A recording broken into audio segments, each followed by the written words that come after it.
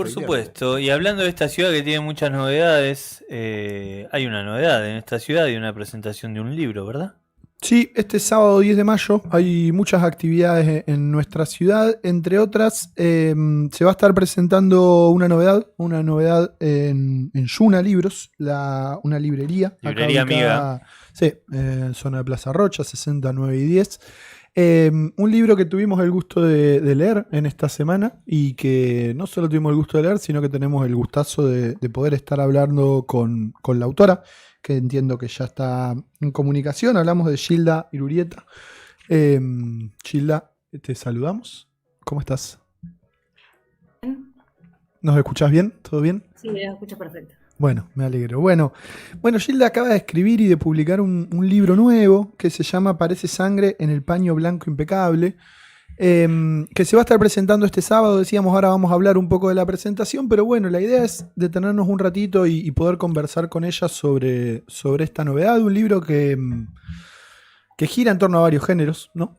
Tiene un poco de registro periodístico, de crónica, que tiene obviamente elementos de la literatura, pero que sobre todo narra una experiencia que siempre para nosotros desde nuestra visión occidental es novedosa y es interesante de pensar y de descubrir, y que nos hace también a veces repensar nuestra propia experiencia, que es un texto a partir de un viaje que realizó a Japón hace algunos años en un momento complejo para el mundo en general. Quizás el peor momento para viajar a Japón, quizás. Sí. Que fue durante la pandemia, ¿no? Un poco lo decíamos recién. El libro es un hermoso texto que brevemente, digamos, un libro corto donde en capítulos breves ella va trabajando un poco toda su experiencia en torno al viaje. Pero bueno, para no hablar tanto y quizás ya darte la palabra, Gilda, y agradecerte por la charla, bueno, si querés, además de lo que dijimos recién, ¿cómo presentarías vos este libro para los que no lo conocen, para los que no lo han leído? ¿Qué es este libro para vos?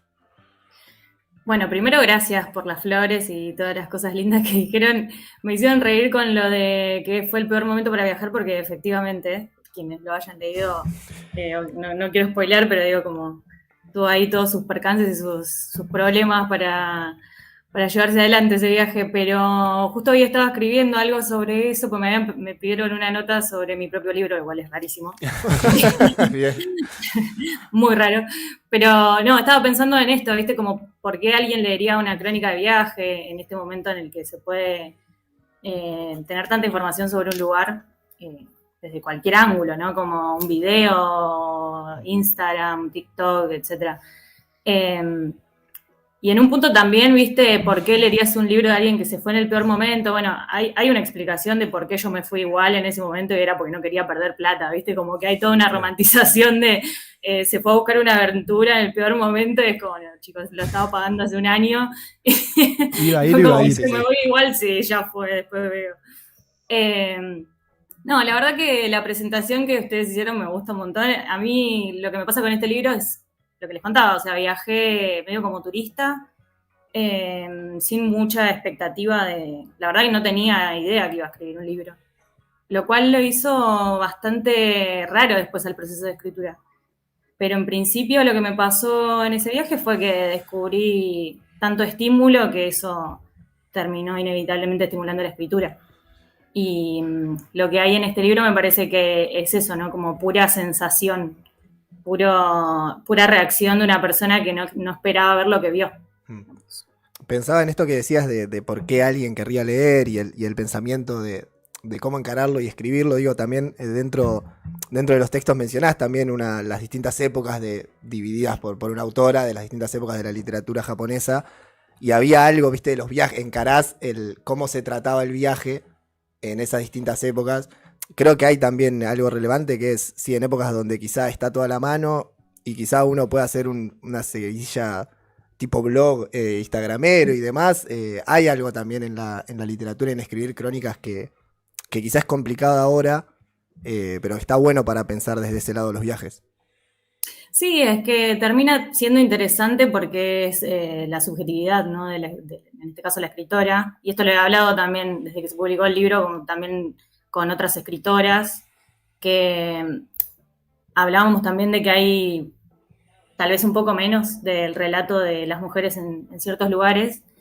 Y justamente por eso también mi libro en un punto busca que sea esa experiencia también femenina, o por lo menos en el plano de la menstruación, ¿viste? Como que tiene ahí una línea narrativa que yo siempre digo que lo que me pasó, que estaba escribiendo este libro y me di cuenta de que había un montón de lugares y sensaciones que yo había tenido que claramente estaban atravesadas por el periodo menstrual que yo estaba teniendo, y que en un punto me pareció hasta una decisión política tener que mencionarlo, ¿viste? Que entre en la historia, porque si no era todo el tiempo silenciar que si estaba en Hiroshima y estaba, a pesar de que el espacio también es como muy triste y todo, ¿no? Pero tenía un bajón zarpado que yo sé que tal vez en otro momento no hubiese estado así, o en Osaka cuando hablo de comida, te cambia mucho la forma en la que vivís las experiencias. Entonces, nada, sí hablo en el libro de cómo se escribir una crónica o cómo se pensaron las crónicas sobre Japón, pero me interesaba mucho hacer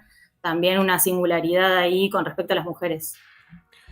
Yo preguntarte, digo, en la crónica hay mucho del registro de la experiencia, digo, si pensamos en las grandes cronistas como Eve Ward, como, no sé, Sara Gallardo, ¿no? Cronistas que desde el registro de la experiencia iban hacia otro lugar y proponían otra cosa y proponían cierta zona en que la realidad y la ficción se juntaban, ¿no? Sí. Y formaban una zona enrarecida. ¿Qué te interesa a vos de esa zona? Digo, vos estás sola registrando tu experiencia y a la vez es como una carta abierta a poder escribir ficción, en cierto modo, y que nadie te juzgue, digo, en ese sentido. ¿Qué te interesa de esa zona híbrida entre realidad y ficción y el registro de la crónica?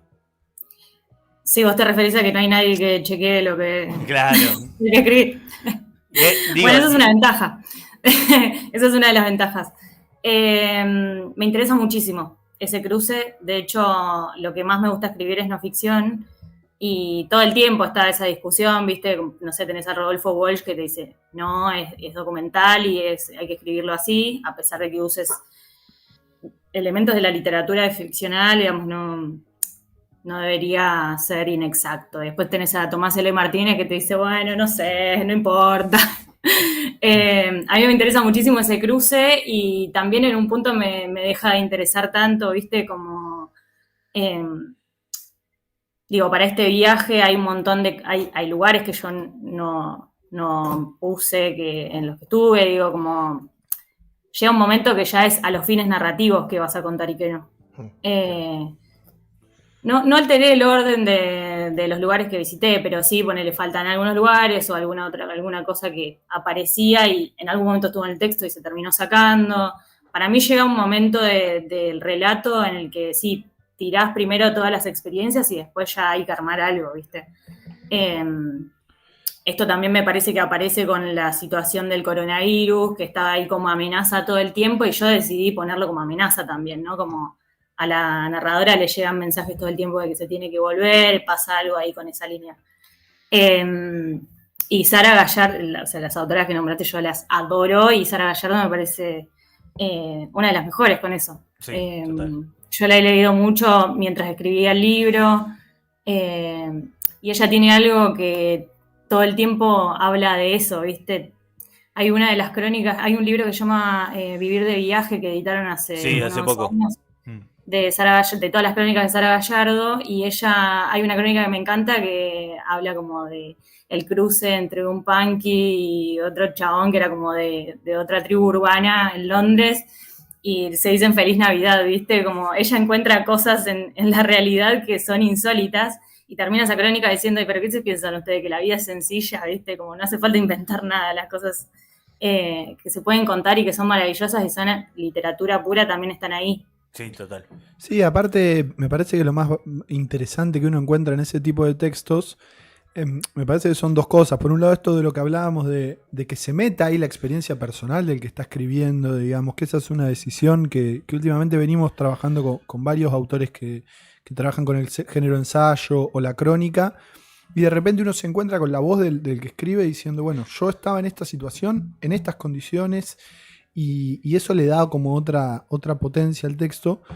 Y después que me parece que es eso, que nunca que todo texto de viaje que funciona es cuando no solo nos está hablando del lugar ajeno sobre el que se cuenta, sino sobre el propio, digamos. Sara Gallardo tiene eso también en sus crónicas, que nunca deja de preguntarse por cómo somos a nivel general, y me parece que acá en este texto eso está muy presente, digamos, ¿no? Sobre todo, bueno, ¿qué pasa con las mujeres, digamos, ¿no? ¿Qué pasa con las mujeres a la hora de pensar el trabajo, a la hora de pensar la sexualidad, cómo son vistas en una sociedad?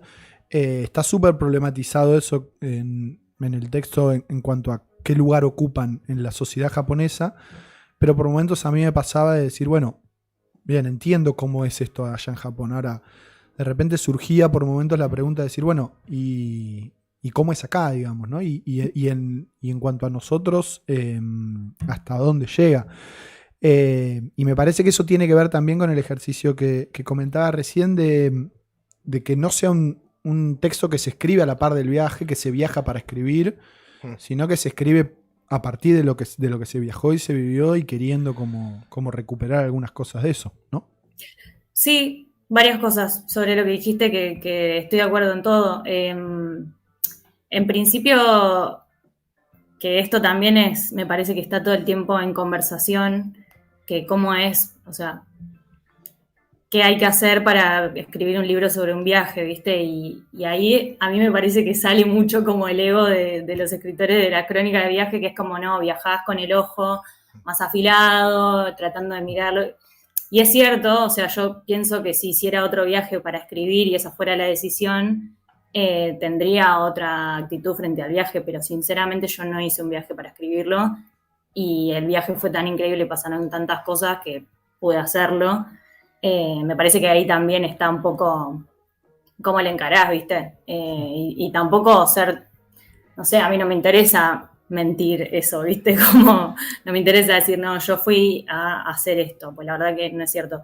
Y sobre lo otro que dijiste de aparecer tanto en el texto, yo soy periodista y eso está bastante prohibido, ¿viste? Sí, O sí. sea, si lo escuchás a Caparrós, por ejemplo, que igual él reescribe notas mostrándose, digamos, como habla en primera persona y todo. Pero lo que te dicen siempre es que no tenés que aparecer o que tenés que aparecer lo menos posible. Y yo creo que vengo escribiendo tanto en medios, viste, que en un momento fue como, en mi libro puedo hacer lo que quiero. Ya está. y empezó a funcionar mejor, viste, o sea, yo empecé a escribir esta crónica en un taller de Julián Barsavsky, que es un autor que tiene un libro también sobre Japón. Y probamos como varias técnicas al principio. El taller era de crónica de viajes, específicamente. Claro. Y él fue el primero que me dijo que podía haber un libro ahí. Y sí, eso fue una decisión de que me daba cuenta de que para empezar a pensar en cómo contar ese viaje yo tenía que aparecer de algún modo, como que había sido importante la experiencia subjetiva de eso. Y después dijiste algo más al final y me olvidé.